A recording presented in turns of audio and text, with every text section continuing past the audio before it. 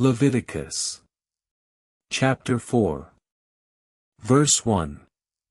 If a soul sin, and commit a trespass against the Lord, and lie unto his neighbor in that which was delivered him to keep, or in fellowship, or in theft, howsoever it be.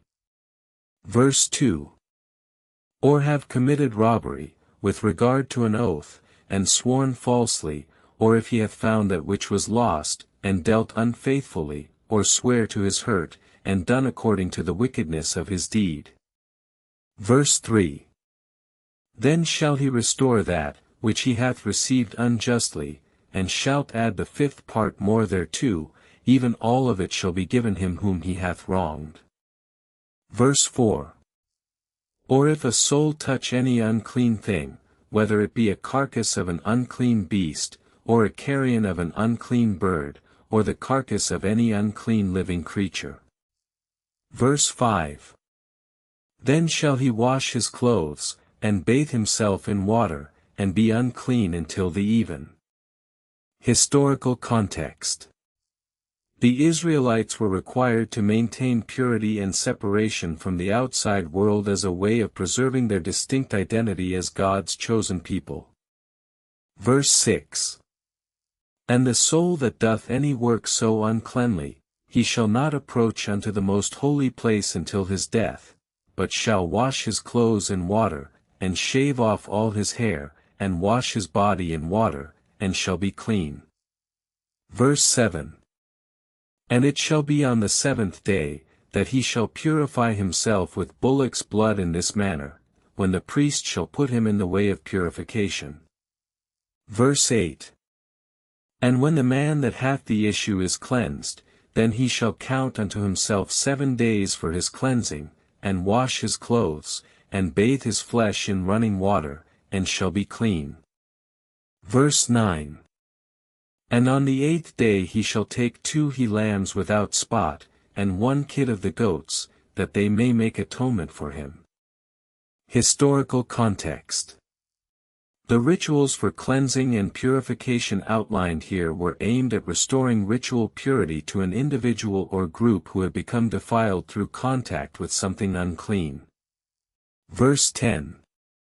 And if he be not able to bring a lamb, then he shall bring 2 turtle doves, or 2 young pigeons, one for a sin offering, and the other for a burnt offering. Verse 11. And the priest shall make an atonement for him before the Lord, and he shall be cleansed from his uncleanness. Verse 12. Then shall he offer the lamb in the place where he doth enter into the sanctuary, to make an atonement for him, and for the holy place. Verse 13. For though he be defiled by the bone of humankind, or he hath not washed his clothes nor bathed himself, yet he shall be unclean until the even. Historical context. The high priest was responsible for performing these rituals of cleansing and purification on behalf of the people, ensuring their ritual purity and readiness to worship God.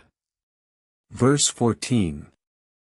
And when a man doth sin, then he shall offer unto the Lord through the priest that is for his part, either a ram without spot, or 2 turtle doves, or 2 young pigeons. Verse 15.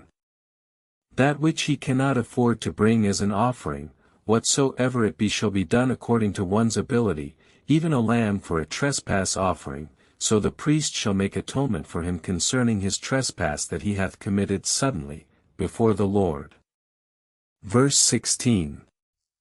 And if his oblation be a lamb, then he shall offer unto the Lord a male without blemish. Verse 17. If he be not able to come to the gate of the tabernacle of the congregation, or cannot offer a lamb, then he shall bring for his trespass, which he hath committed, 2 turtle doves, or 2 young pigeons, one for a sin offering, and the other for a burnt offering. Verse 18. And he shall bring them unto the priest, who shall offer that which is for the sin offering first, and wring off its head from beside the neck, but shall not divide it asunder. Historical context. The sin offering was a way of atoning for unintentional sins committed against God's commands, restoring ritual purity to those who have become defiled. Verse 19. And he shall sprinkle of the blood of the sin offering upon the side of the altar, and the rest of the blood shall be wrung out at the bottom of the altar. It is a sin offering.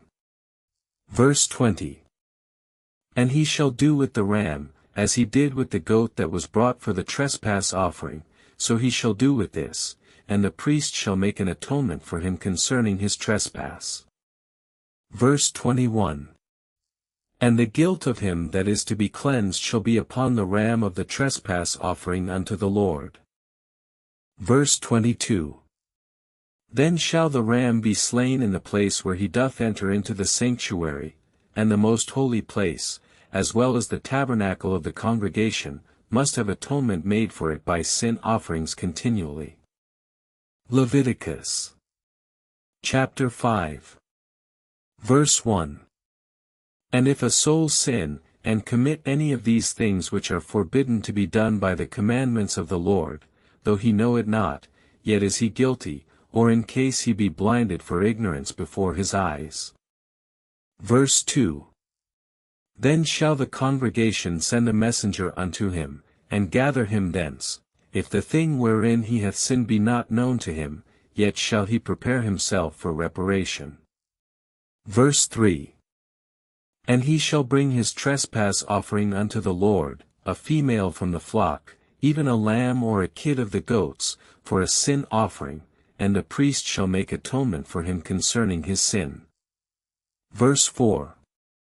And if he be not able to bring a lamb, then he shall bring for his trespass, which he hath committed, 2 turtle doves, or 2 young pigeons, unto the Lord, one for a sin offering, and the other for a burnt offering. Verse 5. And he shall bring them unto the priest, who shall offer that which is for the sin offering first, and wring off his head from beside the neck, but shall not divide it asunder. Historical context. The concept of sacrifice for sins was central to ancient Israelite religion and was seen as a way to restore balance and atone for wrongdoing. Verse 6.